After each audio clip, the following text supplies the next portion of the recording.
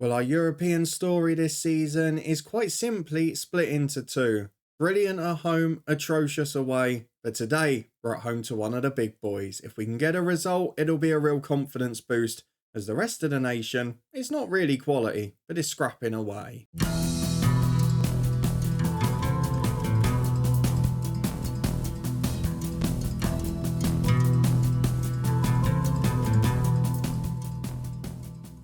Yes, hello and welcome along to part 174 of this Build a Nation story, Lifting Spirits with me, Daniel. We are back today to face Coleraine before a big match in a Champions League at home to Dortmund. We've been brilliant at home against all levels of opposition, but on the road we have really struggled a bit. It's a chance for us to virtually secure our passage with 2 games to spare, which would be a real achievement for us. And we'll keep an eye on how all the other sides are doing in Europe, as Coleraine possibly among the pick of the bunch. If you're looking forward to this one though, as the domestic calendar is probably looking easier than ever, then please do put a thumbs up on the video. We've had a scare in terms of transfers, we've got the January window coming as well, so let's see what on earth has been going on, because our season has been sort of hit by injuries. We've managed to keep going, we've managed to get results, but it's been a bit of a frustrating one. So since you were last with me, we'll start with the transfer screen first, because we've tried to bring in a young star from Legia Warsaw as soon as he was available and interested in joining. What generally happens is we find these guys at 16, 17, we keep scouting them, we keep waiting to see if they'll be interested in joining, then we go for it as soon as they can, but most of the time they reject us either for a new deal, they fail a work permit, or they choose to go elsewhere. In Adam Becker's case, he rejected us and he's going to stay on a new deal. He is a brilliant young player, but unfortunately it's not to be. And we've got one more window essentially before he becomes non-homegrown at the club. So I'm trying to do you guys a favour if you take over this save and make it a little easier for the future of the distillery. We did almost have a bit of a shock on the outs as well. We'll get to that a little bit later on. And David Bird has rejected Middlesbrough after we accepted 12.5 million. So nothing doing as a result since that Timofeyev deal, who has become a pretty important player for us in the domestic calendar. But the one that we almost lost out on, if we get back to our senior team, you can see we've been putting under 18s on the bench, is Ademir Bilicci, who we have just managed to get tied down to a new deal. Al Shadab of the Saudi League, you can see them there, they made an offer that met his release clause. And we were in trouble because Bilicci is the one player whose agent has to have a release clause in there. We can't get it down enough. We've still got another one in now of around 20 million. But I'm hoping because he signed a new deal, he's happy with the terms, that he won't push his way out of the club yet. Because he's training well, he's improving. And if we keep him, he will become homegrown at the club.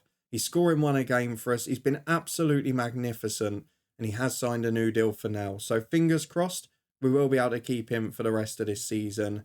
We have, though, had a number of results off camera. You were with me for a defeat away at Milan. We have followed that up with 2 further defeats, one of them incredibly frustrating domestically. But most of the time, we've been pretty dominant. And in Europe at home, we've been sensational. So since you were here last, we won 3-0 against Dumbarton with Bayervan Hendry and Merival Austin. 4-0 against Bellina Millard, Jen getting a hat-trick. He's missed a lot of the games since via injury. Shane Lowry, one of the youngsters, scored alongside Sinter and Hendry in the next cup game before a 7-1 win at Carrick Rangers in the league. 3 for Bilicci, a hat-trick for David Bird, including a 3rd from the spot, and Johnny Merival Austin with 1 as well. We did take the lead away at Real Madrid, but we fell apart not long after. A 3-1 defeat there, and unfortunately, same old story on the road. We bounced back, as you would expect, a week later with a 4-0 win against Portadown, Declan Hendry a hat-trick and Leo O'Donnell. Against Warren Point it was 6, 3 for Bayervan, 2 for Hendry, 1 for Zheng. And then against Sparta Prague, a 4-2 win. Not a great performance defensively, but 2 for Hendry, 1 for Bilicci and 1 for sub Chris Houston. A 5-0 win at Ards thanks to Merival Austin and braces for Matulovic and Bilicci. A 4-0 win in the Irish Champions Cup first leg. We actually had a better team than normal for the international break. Hendry got 2, Emmett McNair, the youngster, got 1, and Johnny Merival Austin with a goal as well.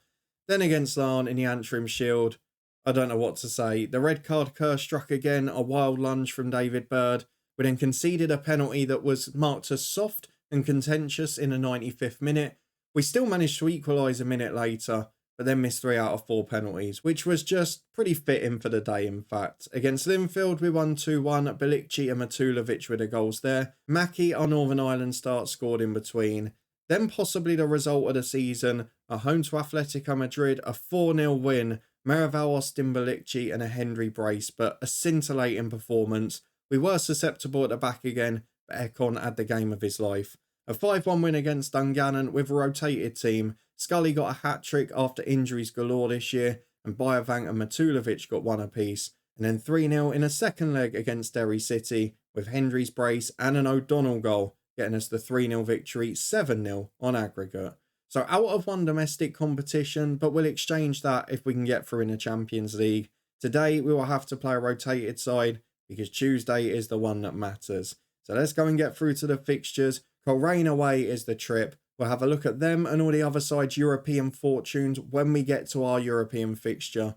But for now, let's just get through the list and into the first game, because this one, with a rotated side, is going to be a little bit tricky. A quick note as well while we're here, to mention that we've not had any update on the stadium after an upgrade was agreed in the summer. A little bit confused by that. So the first team is going to be largely rested today, and we're protecting people who have had injuries. I mentioned Scully's hat-trick. Well, he's got injured again now, so won't be available here. David Ekong is, I think, the only first teamer in the 11. A couple of others that would be pretty close. In full, we've gone for Ekon in goal. Reed and Timofeyev the fullbacks, with Thompson and Bird as centre-half. Houston and Bayavang the midfield 2. Harris in front of them. And then Merival, Austin and Zheng returning from injury out wide, with Misselidis getting a rare game up front. On the bench, we've got the likes of Morgan Griffiths, Owen Kidd and Emmett McNair if we need them. But there are a few first teamers there, as you can see. So if we need to be saved, there's the options on the bench. Let's go and get through to the Coleraine game and hope that it's a comfortable night at the office. Well, of course, there's 3 bits of headline team news for Coleraine going into this game. Their best left wing back can't play because it's Tennant Harding on loan from us. Neil Kane makes his return against Distillery. He plays for Coleraine in goal today. What a legend he's been. And Saykirk, the skipper up front, the top scorer in the division, and very much part of our Northern Ireland squad. Let's go and get through to the first half. We want to keep on a good run. We've got plenty of motivation and inspiration in the dressing room. So let's hope that's reflected in our first half performance. As Kirk gives the ball away to Harris, he's a man to watch out for. He's quick, he's a good finisher, and he's scoring goals galore at this level. As Zheng nicks the ball back, he's been out for so long. He was our form player in the second half of last season and at the start of this one. But then he picked up those injuries and he's just not really got a run in the team since. As Misselidis gets it to Merival Austin. Ball into Zheng. There he is. Just wide of the post. Maybe if he was fully fit, that'd be going in.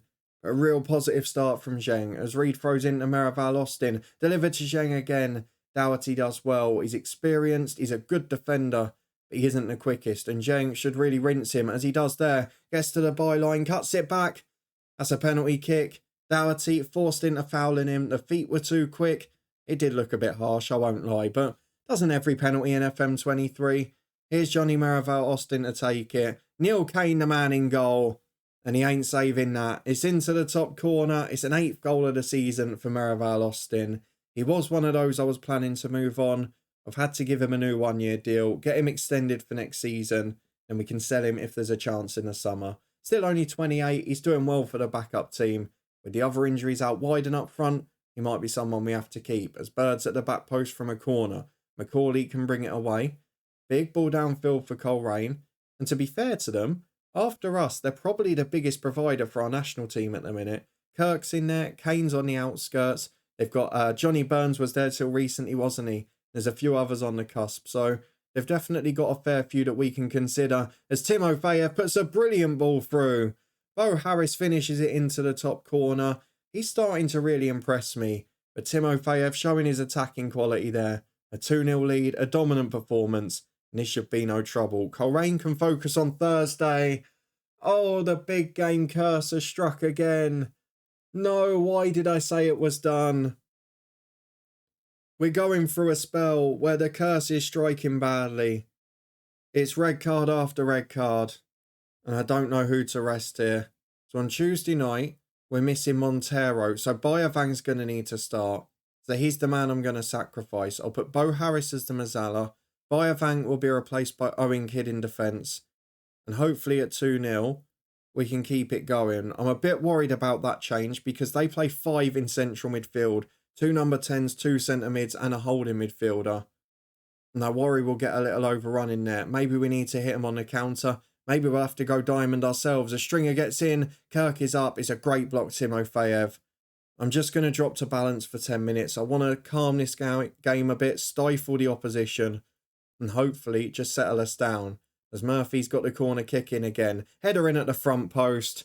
Well, how did that work? We go to balanced and then concede from the corner. It's 2-1. They're back in it. And the cursor struck again. It is all I'm going to remember FM23 for, I can assure you. The red card curse. It's alive and kicking. As we've got a throw at the other end with Timofeyev, taken short to the sub-kid. Bird plays a 1-2 with Houston. It's a big ball over the top, which Miraval Austin will chase. Would be a lovely time to score a third. The narrow pitch might help us here in terms of legs, as Reed puts it in. Misselidis up.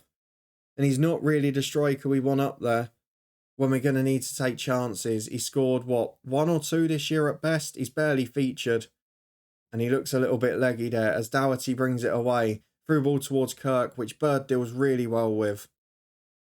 But I'm not convinced we win this game now. Timofeyev with a big ball forward. Armstrong does well with it.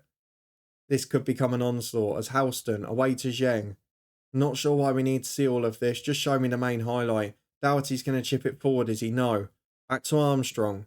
In central defence, he gets it long towards McCauley. Houston heads away, but we're outnumbered. I've got to think tactically here. McCauley cuts back. It's back to Ashby. And it's too late now. An own goal awarded. It's Owen Kidd who came on. What the hell do I do here? The red card curse has ruined my plans. We're going to try and get to half-time. And then I'll think of something wacky. As with 3 minutes added on, it's a free kick for Distillery. Reed delivers, Bird heads in. The defenders combine. And on a stroke of half-time, it's 3-2 to Lisburn Distillery. We get back ahead. And that could be a really big moment. I've got to make a decision with this team now. They're still not dominating the game, but they're getting too many chances in the middle. I think we're going to move these guys in a bit because Zheng's struggling physically. He can only really do 45 minutes. So Schweb is going to come on for Zheng on the left, and he will go in as a holding midfielder. Now, he's a lot quicker than Kidd, so I'm actually going to drop him in. And Owen Kidd can just be a little anchor man or defensive midfielder. I'm also then going to move Miraval Austin in as a 10. And we'll almost play a diamond here. Let's just go for playing fairly narrow. Try and catch them out a little bit. Do we want to run at the defence more? I'm not sure we do. Miraval Austin could really do with going up front, but I'm not sure that's the right option at the minute. I'm going to slow the pace down when we get the ball. I'm going to time waste all the time. And the rest of it I think we'll keep the same for now because there's not a great deal we can do with it, as Neil Kane has got a kick straight away. I haven't played this sort of formation at Distillery, possibly ever, certainly since the lower leagues if we have. So this is going to be really tricky as Harris gets down the right, chips it inside to Misselidis. Oh, volley over the bar. It was a cracking effort, but just beyond the woodwork. And that could have been a very crucial goal as Timofeyev throws in from the left to Owen Kidd. I mean, he's having a stinker as well, by the way. Wins it back as I say that. Fair play to the kid. Harris gets it into Miraval Austin. Chance to find support from Misselidis, but instead just goes alone down the right. It's still getting wide a bit here, but gives it away. And Lowe can clear it to Doughty. Misselidis will not be long. Might chuck Declan Hendry up there just to have the goal threat. Or maybe Paleka as the legs in the 10. But Timofeyev finds Houston. Through ball to Misselidis. Make amends, my son. He's missed. Oh, I was already celebrating. How have you put that wide? Misselidis is having a stinker. And McCauley is on the attack as Mbete finds Vickers. Good block from Reed, but straight into Ashby. Oh, Ekon. It's all happening. The keeper's made a howler now. I'm going to make a change up front because it's costing us goals. Declan Henry's going to have to do 35 minutes. And he's got to find a way for us. We've got one more sub break, so we need to be careful. It's about legs now. So Owen Kidd will go in at centre-half for Bird. In midfield, we've got options, but none of them can play holding mid. So I'm going to have to go then for Sinter and Griffith. Sinter will come on for David Bird. Griffiths will come on for Houston. And we're going to play a narrow midfield three like that. We're going to put Sinter in the middle. Deep line playmaker on defend. We know he can do that. Griffiths can be a Mazzala. And what can we do on the other side with Harris? Exactly the same, I think. So we'll have two Mazzalas on support. We'll have a deep line playmaker. And then to make amends for that, we'll have fullbacks on defend who don't get forward too much because we don't need to worry about the width. As Morgan Griffiths, one of the last games he'll play for the club. He's out of contract at the end of the month. Won't sign a new one, wants a new challenge. Our record appearance holder is on for a big minute. And we know he can deliver as Timofeyev still getting down the left despite the instruction. And Declan Henry heads over. Big opportunity that. It's gone begging. We've still had the better chances since the red cards. But it's not working out for us at the minute. Coleraine have gone free at the back and pushed everyone forward. But Declan Henry has won it. Look how narrow this game is from both sides. Henry challenged, but he keeps possession. Inside him is Harris. Support backwards from Gavin Reid. And options in midfield, but he goes all the way back to Ekon, who at the moment has made the mistake that's cost us 3 points. Though Griffiths gets the ball to Hendry. Hendry's in, and Hendry finishes it. But the offside flag is up. I thought Morgan Griffiths had delivered the crucial pass. But it's not to be, and it's now a free kick at the other end, which is into the back post and headed over the bar. We are clinging on for dear life here. We haven't got any more changes or subs breaks. We're going to have to deal with what we've got. With 10 men, we're trying to make it happen as Owen Kidd heads away. Finds Armstrong and Stringer. Back to Mbete. Coleraine have a man over in Kearney. Unmarked to Reid. Plays a 1-2. Kearney gets into the box. Where's the pressure? It's over the bar. 2 minutes to go. We're clinging on for 3-3. Gavin Reid at right back. Finds Harris in midfield. Turns outside. But again, you can see the two shapes cancelling each other out now. Though it's a long ball through to Maraval Austin. Option in the middle is Hendry. Hendry gets there. And he's put it straight at Neil Kane. Oh, it was great football, but the finish didn't come. And in the 92nd minute, our former keeper Neil Kane makes the crucial save. Gavin Reid heads away the long goal kick. And I think that was the chance as Schweb into midfield for Harris and Sinter. Maraval Austin can turn on the ball. But yeah, this is just possession now. Gavin Reid finds Harris. Chance to go forward. Reid's brought him down. You're not going to book him, are you, though? Get your yellow card out, referee. Have you not? You've reprimanded him. Oh, one-sided officiating, if ever you've seen it. Reid will waste some time and we'll take the point.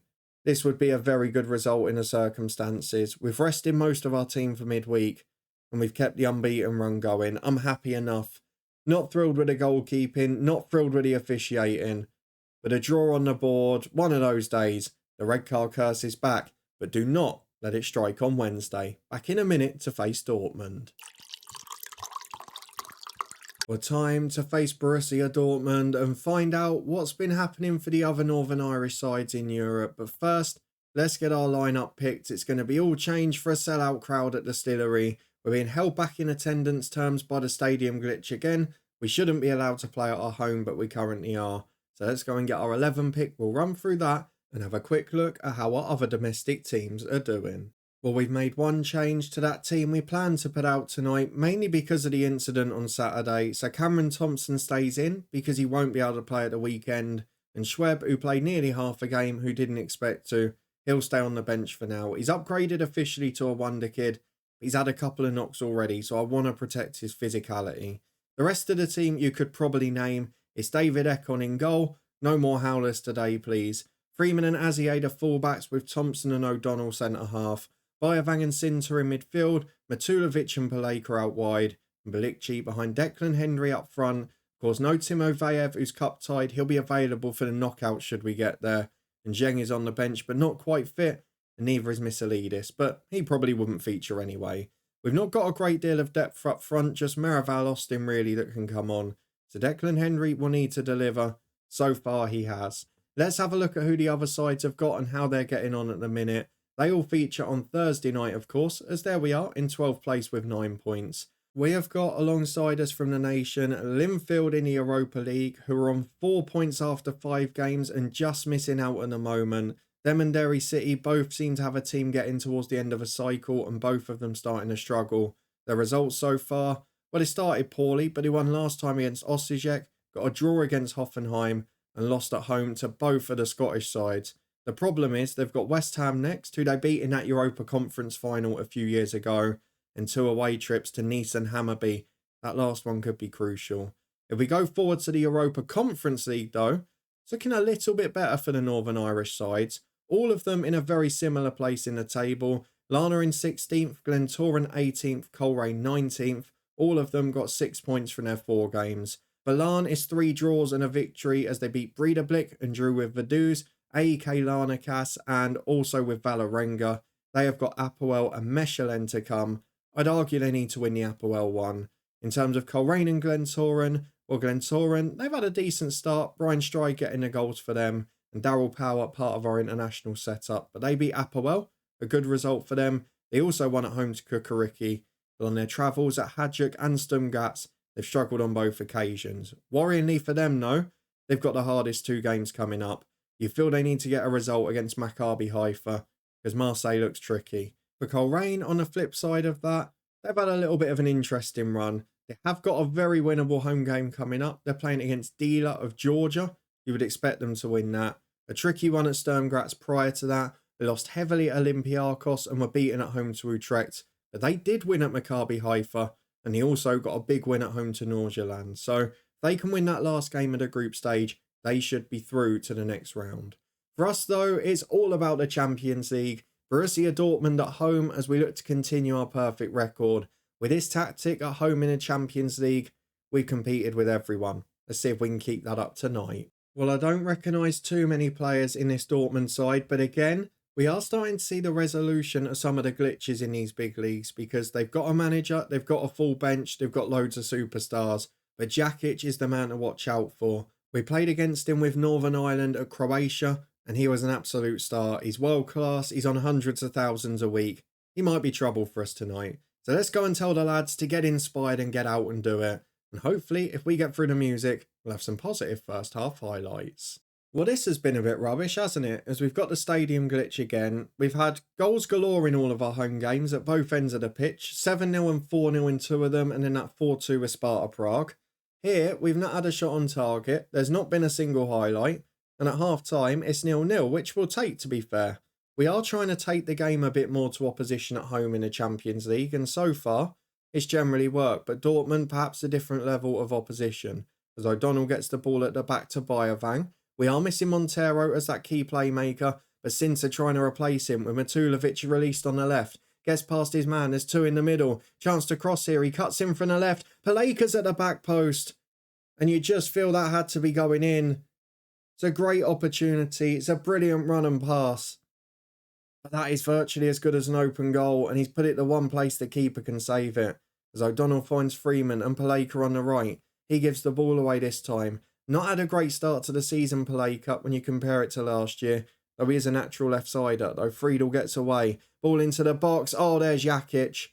We mentioned how good he was. That's a cracking effort. And thankfully for us, after hitting the inside of the post, it flies back out to safety. We've got a few players struggling. Belicci, one of them. Thinter's not having a great game and is on a yellow. What do we have to be careful of here? As Freeman, in from the right to O'Donnell. Forced all the way back to his goalkeeper.